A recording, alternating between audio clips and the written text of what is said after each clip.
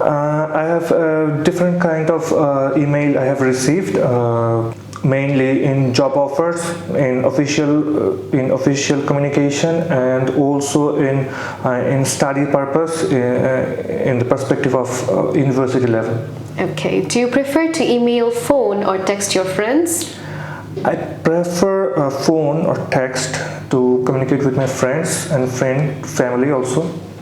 Okay. Do you reply to emails and messages as soon as you receive them?